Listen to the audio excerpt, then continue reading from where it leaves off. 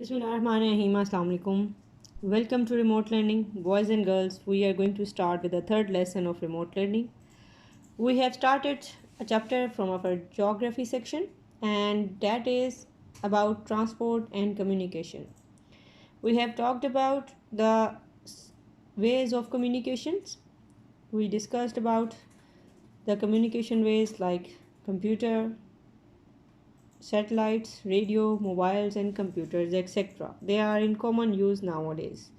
We also discussed about the transport sources, means the vehicles used for transport, and they were the trains, buses, cars, then ships,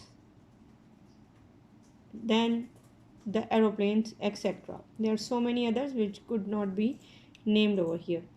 So, how the things are communicated, we discussed the railway through the land routes. The railways are here, and trucks, they convey the heavy loads from one place to another, and roads are already an oldest mean of transport. But what about the things which are not in a condition that they could be loaded or offloaded? I means to say, some things are in liquid and gaseous states, but again they need the transportation. Before I start my lesson of today, you people keep your copies, books, skill books, and your stationery items with you so that you may do your written work once I complete the discussion. So, today I will discuss with you about the transportation of those materials which are not solid itself, and they need some transportation medium by which they could be transported from one way to another. So, pipelines are the means of transportation. This is page number 36 of your reading book. So, open your page number 36 so that I may show you, explain you how the pipelines are built and how they serve the purpose. Pipelines are the means of transportation especially useful for moving of oil, gas, and petroleum within the region. So, boys and girls, these are those things which are not solid in the state, so they need to be moved within a special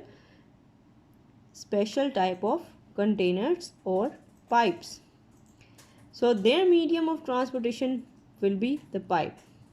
They are made up of concrete, steels, and today even the plastic, and can measure up to meters in their diameter. So look at this picture. You may see a gas pipeline which is in Pakistan. So you can see about this is so thick, and its diameter could be in meters even. You understand the term diameter.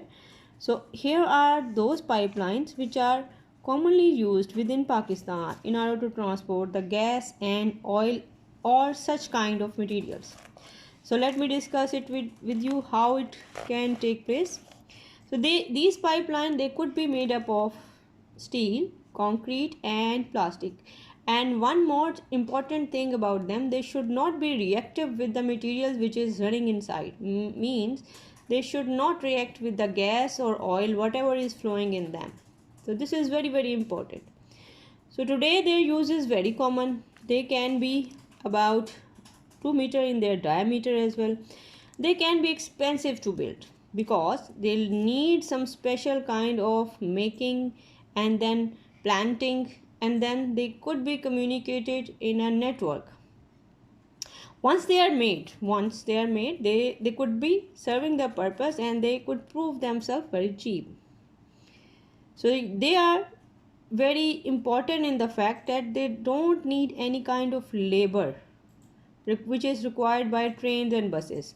So usually whenever the offloading and onloading is done on the trains and trucks and even buses, labor is usually required. Some people might have, or sometimes the cranes, they have to carry the goods, but in this case no manpower or no other machinery is required to load the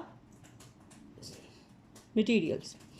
So however, they need a booster station about at every 80 kilometers, since they are liquids or gas, whatever is running inside.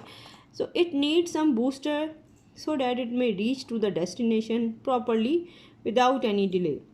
So booster, they just push the liquid or gas whatever is running inside. So this could be done through a pump. Usually booster is providing a pump which pump the gas or liquid faster within the pipeline.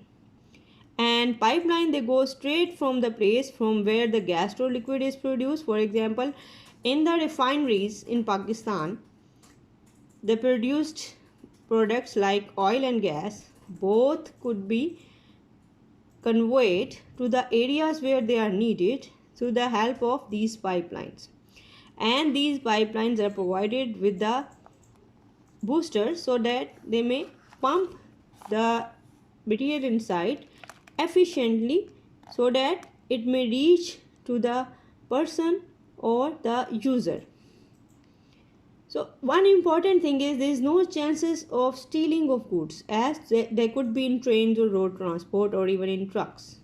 But the liquid, once it is flowing inside, it is usually impossible to control it if it flows. If sometime they might be damaged due to some terrorist activity, as happens oftenly in Balochistan and such areas where the sui gas is exploited. So at that time, they need a skillful repair of the pipeline, and it may take hours or sometime days.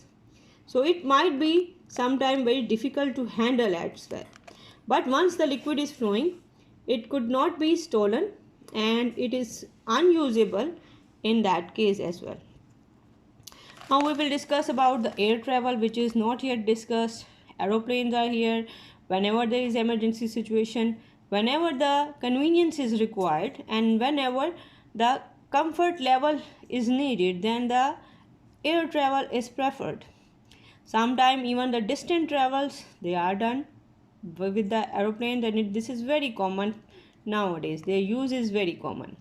Journey by the land sometimes takes months or weeks. So in order to avoid that inconvenience, and if someone is in emergency and top of the list, when the time is required to be saved, then air travel is preferred. And air travel is expensive, but it has its advantages